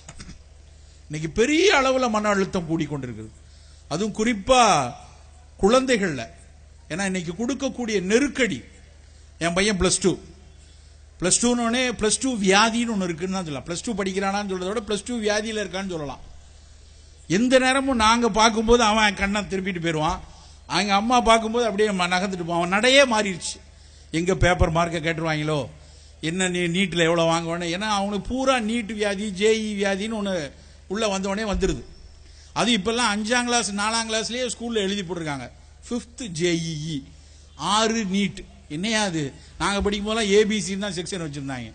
இப்போ வந்து 5ஆம் கிளாஸ் 6ஆம் கிளாஸ்ல அதுக்கு உள்ள போய் அவன் மனதில் கொடுக்கக்கூடிய அழுத்தம், இந்த நீட் JEன்னு மாதிரி காம்படிட்டிவ் எக்ஸாம், ஒரு வகையில் அதெல்லாம் வந்து நல்ல மனிதன் உருவாக்குது, காம்படிட்டிவ் ஆகுதுன்னு வாதிடுறவங்க இருக்காங்க. ஆனா அந்த பிள்ளைகளுக்கு கொடுக்கக்கூடிய அழுத்தம் இருக்க, அது மிகப்பெரிய அளவில் அவன் வளர்ந்ததுக்கு அப்புறம் வரும். அவன் நல்ல மருத்துவ காலேஜுக்கு போயிடுவான், அதுக்கப்புறம் அவன் நல்ல மருத்துவனா இருப்பானா நல்ல மனநோயாளியா இருப்பானாங்கிறது தெரியாது. அந்த மாதிரியான சூழல் பெருகிக் கொண்டே இருக்கு. ஒரு விஷயம் நல்லா தெரிந்து கொள்ளுங்க, என்னுடைய மிக நெருங்கிய நண்பர் சொன்னது, கடந்த வருடத்தில் மட்டும், கடந்த 1 இயர்ல MBBS முடிச்சுட்டு அடுத்த பிஜி படிக்கிறதுக்கு ஒரு நீட் எழுதணும். இப்போ அது எழுதினா தான் பிஜி போக முடியும். அதுக்கு நீட் ப்ரிப்பேர் பண்ணி பிஜி கிடைச்சு பணிக்கு போன 6 பேர் தற்கொலை பண்ணியிருக்கிறாங்க தமிழ்நாட்டில். 6 பேர் இறந்து போயிட்டாங்க. 30 வயசு, 27 வயசு, 28 வயசு. என்ன படித்தார்கள்? மருத்துவர்கள் தான். அவங்களுக்கே அவங்களுடைய மனதை செம்மைப்படுத்திக் கொள்ள முடியலையா? இல்ல அவர்களுடைய பக்கத்தில் இருந்த உற்றம், அவங்க கணவர், அவங்க மனைவி, அவங்க நண்பர், அவங்க அப்பா அம்மா ஆற்றுப்படுத்த முடியலையா? என்ன நடக்குதுங்க? இந்த தற்கொலைகள் அதிகமாறதுக்கு ரொம்ப முக்கியமான காரணம் நம்ம கல்வித்துறையில நாம கொடுக்கக்கூடிய மிகப்பெரிய அழுத்தங்கள். ரொம்ப கவனமா எச்சரிக்கையா கையாள வேண்டிய உங்க வீட்டு குழந்தைகள் அவன் நல்லா படிக்கிறானான்னு பார்க்கறத விட அவன் நல்லா நடந்து கொள்கிறானா என்பதை தொடர்ந்து கவனிச்சுட்டே வாங்க. ஏன்னா ஒரு நோய் வந்தாலும் சரி, வாழ்வியல்ல ஒரு சவால் வந்தாலும் சரி, மனம் சரியாக இருந்தால் மட்டும்தான் எதிர்கொள்ள முடியும். மனம் இப்ப மற்ற நோய்கள்ல மற்றவங்க அரவணைச்சு போவாங்க. ஒரு காய்ச்சல் வந்துருச்சு, இல்ல ஒரு சக்கரை வியாதி, இல்லை ஏதோ ஒரு நோய் இருந்தா கூட கொஞ்சம் அரவணைத்து அவனுக்கான உணவு அது உள்ள ரீதியாக ஒரு பிரச்சனை வந்துருச்சுன்னா, ஒரு மன அழுத்தம் இருக்கிற பையன், ஒரு பைப்போலார் இருக்கிற பையன், ஒரு பரநாடா வரக்கூடியவங்களுக்கு அவர்களுடைய சுற்றம் ஒட்டுமொத்தமாக பாதிக்கப்படும். அவர்களால் ஒரு அரவணைப்பு கிடைக்கும்னு நினைக்க முடியாது. அதை விட ஒரு எள்ளலும் நகைப்பும் தான் அந்த சமூகம் கொடுத்து கொண்டே இருக்கு உள்ள நோயாளிகள் அத்தனை பேருக்கு. அப்ப அதையும் நம்ம கவனமா இருக்கணும். அதுக்கு என்ன எதிர்வா இருக்கு? சரி, உடற்பயிற்சிக்கு நடக்கலாம், சாப்பாடு விஷயத்துல துரித உணவுகளை விடுங்க, மரபு உணவுகளை எடுத்துக்கொள்ளுங்க, மனமூட்டி எடுங்க. உள்ளத்துக்கு நம்ம விட வேண்டிய விஷயம் போன் தான். இதை தூக்கி எரிஞ்சிட்டோம் அப்படின்னா, இல்ல இதுல இருக்க அட்லீஸ்ட் குறைந்தபட்சம் யாரெல்லாம் வாட்ஸ்அப்ல இருந்து வெளியே வாரீங்களோ நம்ம மனநோயாளியா ஆக மாட்டோம். குறைந்தபட்சம் நமக்கு இருக்கிற விஷயம். ஏன்னா மிகப்பெரிய அளவில் மனநோயாளிகளை உருவாக்கி கொண்டிருக்கிற ஒரு ஊடகமா அந்த வாட்ஸ்அப் இணையங்கள்லாம் வந்துட்டு, குறிப்பா வாட்ஸ்அப். ஏன்னா காத்திருத்தல் அப்படிங்கிறது ரொம்ப வாழ்க்கையில முக்கியமான ஒரு விஷயம். காதல் திருமணம், நானும் காதல் திருமணம் பண்ணவன் தான். காதலுக்காக காத்துட்டு இருந்தோம், காதலிக்காக காத்திருந்தோம். அவ எழுதின லெட்டருக்கு பதில் லெட்டருக்காக காத்திருந்தோம். லெட்டர் போட்டு வெளியே அப்படி எட்டி பார்ப்போம், எங்க போஸ்ட்மேன் வருவாரு, நாளைக்கு அப்படின்னு சொல்லிட்டு போவார். அவருக்கு எப்படியா தெரியும் நாளைக்கு? ஆனா ஒரு பாசிட்டிவா ஒரு நோட் கொடுத்துட்டு போவார். 2வது நாள் பார்ப்போம், அவர் சொல்லு நாளைக்கு அப்படின்ட்டு போவார் சைக்கிள்ல. 10 நாள் கழிச்சு அந்த லெட்டர் வந்த உடனே அதை கைலிக்குள்ள வச்சு வெளியே எங்கேயோ எடுத்துட்டு போய் அதை படிச்சு அதுக்கப்புறம் அதுக்கு பதில் எழுதி அந்த லெட்டர் அங்க போய் 15 நாள் 20 நாள் காத்திருந்தோம். அந்த காத்திருப்பு இன்னைக்கு காலையில கூட வேலண்டைன்ஸ் டே கொண்டாடுற அளவுல மனசு இருக்கு. நானும் என் மனைவியும் அப்படி சந்தோஷமா அன்றைக்கு சூ பண்ணி பார்த்துக் கொள்றோம். ஆனா இன்னைக்கு காத்திருப்பு எப்படி இருக்கு? நம்ம ஒரு வாட்ஸ்அப்ல அனுப்பிச்சா அடுத்த செகண்ட் ப்ளூ டிக் வரணும். வரலன்னா பதறான், அப்படியே பேயா பதறான். அடுத்த நிமிஷம் என்னன்னா இங்க ப்ளூ டிக் வரல, ஆனா அந்த குரூப்ல ப்ளூ டிக் போட்டிருக்கான். அப்ப எனக்கு பதில் சொல்ல முடியல, அவனுக்கு சொல்லியிருக்கான். உடனே அப்ப நான் என்னை விட அவங்க முக்கியமா? பிரேக்கப். நாங்க நேயோட புரிஞ்சுக்கிறோம். என்னையா காதல் இது? விளக்கென்ன காதல் இது? இப்படியான ஒரு சூழலுக்குள்ள நம் சமூகம் சிக்கி கொண்டிருக்கிறது. இணையம் இந்த காலத்தினுடைய, இந்த நூற்றாண்டினுடைய மிக முக்கியமான கண்டுபிடிப்பு, மறுப்பே கிடையாது. இது எத்தனை நல்ல விஷயங்களை கொண்டு வருதுங்கிறதுல சந்தேகமே இல்லை. ஆனால் நாம் எப்படி பயன்படுத்துறோங்கிறதுல தான் பெரிய சிக்கல் உருவாகி கொண்டே இருக்கிறது. அந்த பயன்படுத்தக்கூடிய திறமை நான் பல நாடுகளுக்கு போறேன். எந்த நாடுக்கு போனாலும் பல நாடுகளில், வளர்ந்த நாடுகள் எந்த நாடுலையும் போனை வச்சு எவனும் உட்கார்ந்து வாட்ஸ்அப் அதிகமா போட்டுட்டு இருக்க மாதிரி நான் பார்க்கல. பெரும்பாலும் போன்ல மீறி போனா கிண்டல் எடுத்து படிச்சுக்கிட்டே வரான். ட்ரெயின்ல சத்தமே இல்லை. ஒரு ட்ரெயின்ல இருக்கானா அவ்வளவு பேரும் படிச்சுட்டு தான் வராங்க. ஒரு கிண்டல் வச்சிருக்காங்க, இல்ல போன்ல ஒன்னு டவுன்லோட் பண்றாங்க, படித்து கொண்டு இருக்காங்க. ஒரு சிலர்கள் வேணா இணையத்தில் பேசிட்டு வரலாம். ஆனா பெரும்பாலானவர் படிச்சுட்டு வரான். இங்க நீங்க ஒரு பஸ் இப்படி புதுக்கோட்டையில இருந்து தஞ்சாவூர்ல ஏறி உட்காருங்களேன், அத்தனை பேரும் போன் எடுத்து அவன் பரம்பரையே நம்ம கத்துக்கலாம். என்னெல்லாம் பேசிட்டு, மாப்பிள்ள 1C வருது, என்ன செய்யலாம், நீ இது என்ன பண்ணலாம், இப்படி போன்ல அத்தனை பேரும் போனோட தான் இருக்கான் காதுல.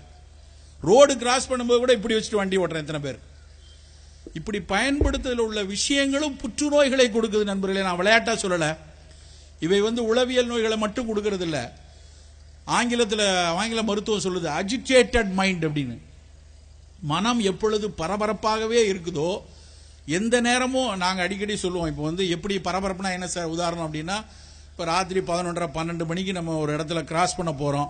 ஒரு நாய் நம்மளை உருன்னு பாக்குதுன்னு வைங்க, நமக்கு ஒரு மாதிரி படபடன்னு இருக்கும். எங்க குதறிடுமோ, ஆனால் பயந்து நம்ம அந்த நாயை கடந்து போனோடனே அந்த நாய்க்கு தெரிஞ்சு இவனை போய் பிடிச்சி ஓரளவுக்கு ஆகாது அப்படின்னு அதை பேசாமல் விட்டுட்டுருவீங்க. நம்ம கடந்து அந்த பக்கம் தாண்டின உடனே நமக்கு அந்த படபடப்பு போயிடும்.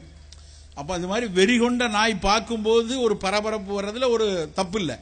ஆனால் 24 மணி நேரம் நமக்கு ஏதோ ஒரு நாய் வெறிகொண்டே பார்த்துக்கிட்டே இருக்கிற மாதிரியே நாம் இருக்கிறோம். ஆஃபீஸில், வீட்டில், இப்படி ஒரு யாரோ அந்த பரபரப்பான மனம் எல்லாருக்கும் இருந்துகிட்டே இருக்கிறது. சர்க்கரை கட்டுப்படாததுக்கும் புதிய புற்றுநோய்கள் உருவாகிறதுக்கும் ரொம்ப முக்கியமான காரணம் என்று சொல்றாங்க. அறிவியல் பூர்வமா மூளையில இருந்து தேவையில்லாம டோபமின் வந்துகிட்டே இருக்கு. ஸ்ட்ரெஸ் ஹார்மோன் சொல்லக்கூடிய ஹார்மோன்கள் மிகப்பெரிய அளவில் உள்ள ரிலீஸ் ஆகுது. இந்த ஸ்ட்ரெஸ் ஹார்மோனும் டோபமினும் சேர்ந்து வரும்போது குளுக்கோஸ் பிச்சுக்கிட்டு போகுது. இவன் ஏதோ பிரச்சனையில இருக்கான், அவனை காப்பாற்றணும்னு ரத்தத்தில் குளுக்கோஸ் தள்ளுது. இவையெல்லாம் சேர்ந்து தான் உள்ள மைக்ரோவாஸ்குலர் டேமேஜ் உண்டாகுது. பல நோய்கள், இந்த எபிஜெனட்டிக்கல் நோய்கள் உருவாகிறதுக்கெல்லாம் இது காரணம் என்று சொல்கிறார்கள். நண்பர்களே, நாம முதல்ல கவனமாக இருக்க வேண்டிய இடம் உணவு. உணவில் துரித உணவுகளை தூர போடுவோம், மரபு உணவுகளுக்கு முக்கியத்துவம் கொடுப்போம். அந்த மரபு உணவுகளையும் உள்ளூரில் கிடைக்கிற ரசாயன கலப்பில்லாத, முடிந்தவரை இந்த பூச்சிக்கொல்லிகளும் ரசாயனங்களும் இல்லாத இயற்கை விளைந்த காய்கறிகளையும் கீரைகளையும் பழங்களையும் பிரதானமாக வச்சு தானியங்களையும் மரபு அரிசிகளையும் முதல் நிலையில் வைத்துக் கொள்வோம். மணமூட்டிகளை நிறைய பயன்படுத்துவோம். மணமூட்டிகளில் மிளகா வத்தல் மட்டும் வேண்டாம், மற்ற அத்தனை வாலட்டைல் கொடுக்கக்கூடிய இஞ்சி, பூண்டு, புதினா இந்த மாதிரியான விஷயங்களை அதிகமாக எடுத்துக்கொள்வோம். தேங்காய் சட்னி மட்டும் வேணாம், தேங்காய் சட்னி இருக்கட்டும். ஒரு நாள் கருவேப்பிலை சட்னி, ஒரு நாள் புதினா சட்னி, ஒரு நாள் கொத்தமல்லி சட்னி, ஒரு நாள் இஞ்சி துவையல், அப்படிதான் சாப்பிட்டோம் ஒரு காலத்தில். ஆனால் இன்னைக்கு போய் எங்கள் பிள்ளை என்ன கேட்டால் red colour chutney, green colour சட்னிங்குது. ஏன்னா அப்படி ஆக்கிட்டாங்க ஊரில். அப்படி நடக்க வேண்டாம். நம்ம அது என்ன இதனால் செய்யப்படுது, அது எதுன்னு தெரிந்து சாப்பிடும். அப்படியான உணவை வைத்துக் கொள்ளும். ரெண்டாவது பயிற்சி, அது உடல் பயிற்சியாக இருந்தாலும் சரி, யோக பயிற்சியாக இருந்தாலும் சரி, மூச்சு பயிற்சியாக இருந்தாலும் சரி, குறைந்தபட்சம் ஒரு அரை மணி நேரத்திலிருந்து 1 மணி நேரம் ஒரு நாளைக்கு அதுக்காக ஒதுக்குவோம். எந்த இடத்துல எந்த ஊருக்கு போனாலும், எந்த வேலை செய்து கொண்டிருந்தாலும், யார் ஒருவர் மிகச்சிறப்பாக நடைப்பயிற்சியும் மூச்சு பயிற்சியும் செய்கிறாங்களோ, எந்த நோய் வந்தாலும் அதை தள்ளிவிட முடியும். அல்லது அவற்றினுடைய மற்ற துணை நோய்கள் வராமலாவது நாம் பார்த்து கொள்ள முடியும். எல்லாவற்றிற்கும் மேலாக உள்ளம் சரியா இருக்கணும், மனம் குதூகலமா இருக்கணும். எந்த நேரத்திலும் ஒரு மகிழ்ந்து சிரித்து குலாவி இருக்கக்கூடிய மனநிலை இருக்கணும். அந்த மனநிலையை நாம தான் உருவாக்கணும். அது மருந்து கொடுக்காது, மாத்திரை கொடுக்காது, எங்கேயாவது போய் மடத்தில் இருந்தால் அவன் கொடுக்க மாட்டான். அதெல்லாம் தேவையில்லை.